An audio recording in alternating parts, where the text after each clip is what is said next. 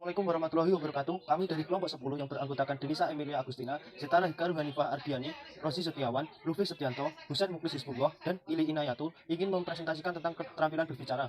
Pengertian keterampilan berbicara. Sebelum memasuki pembahasan, kita harus mengetahui tentang latar belakang keterampilan berbahasa. Keterampilan berbahasa mempunyai 4 komponen. 4 komponen tersebut yaitu keterampilan menyimak, keterampilan berbicara, keterampilan membaca, dan keterampilan menulis. Setiap keterampilan mempunyai hubungan yang erat dengan keterampilan-keterampilan lainnya. Keterampilan-keterampilan tersebut hanya dapat dikuasai dengan jalan praktik dan latihan yang banyak.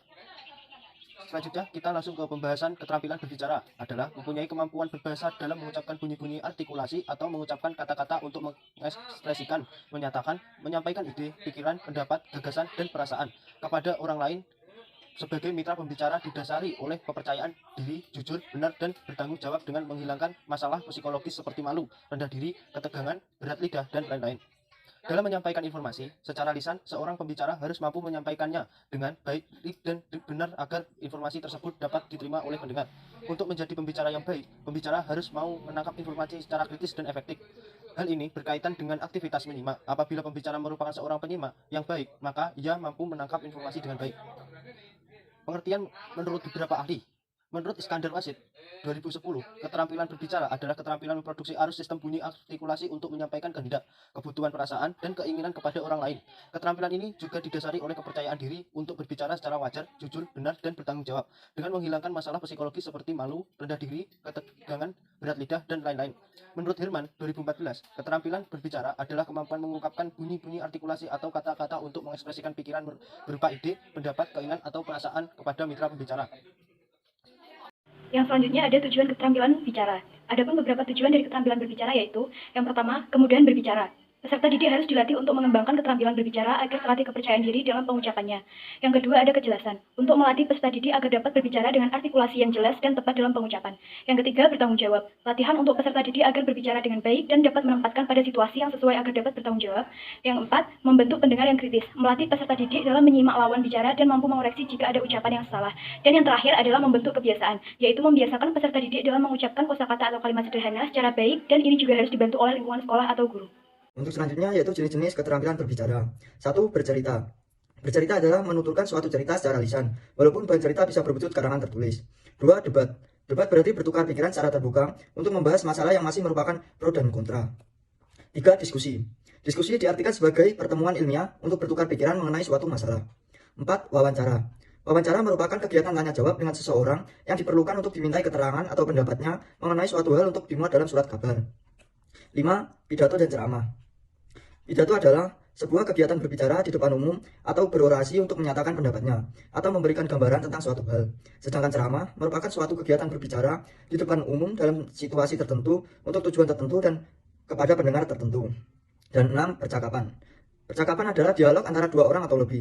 Membangun komunikasi melalui bahasa lisan atau melalui telepon misalnya, dan tulisan atau di chat room. Percakapan ini bersifat interaktif, yaitu komunikasi secara spontan antara dua orang atau lebih. Poin selanjutnya yaitu teknik keterampilan berbicara. Yang pertama ada teknik berbicara yang baik.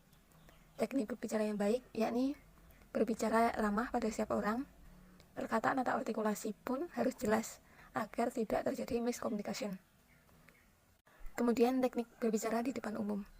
Ada menunjukkan antusias terhadap situasi dan pendengar, kemudian melakukan kontak mata 5-15 detik, terus perlihatkan senyuman agar lawan bicara itu bisa fokus pada kita, dan lain sebagainya. Kemudian teknik berbicara profesional terdapat 3 faktor, ada verbal, vokal, dan visual. Faktor verbal itu 7% yang menyangkut pesan yang kita sampaikan. Kemudian faktor vokal 38% yang menyangkut intonasi, penekanan, dan resonansi suara. Yang ketiga faktor visual yaitu 55% yakni penampilan kita. Yang terakhir ada teknik membuka dan menutup pembicaraan. Untuk mengawali suatu pembicaraan, adakah small talk seperti mengucapkan selamat pagi, selamat siang, ataupun selamat malam. Kemudian, untuk memancing perhatian pendengar, lemparkan joke ringan. Setelah itu, baru topik utama. Kemudian, akhiri pembicaraan dengan ilustrasi dan summary hasil pembicaraan di dalamnya, atau kesimpulan di dalam topik pembicaraan tersebut.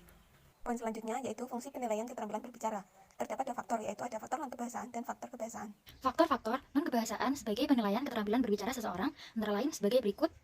sikap yang wajar, tenang, dan tidak kaku. Pembicara yang tidak tenang, lesu, dan kaku tentu akan memberikan kesan pertama yang kurang menarik. Dari sikap yang wajar saja, sebenarnya pembicara sudah dapat menunjukkan otoritas dan integritas dirinya.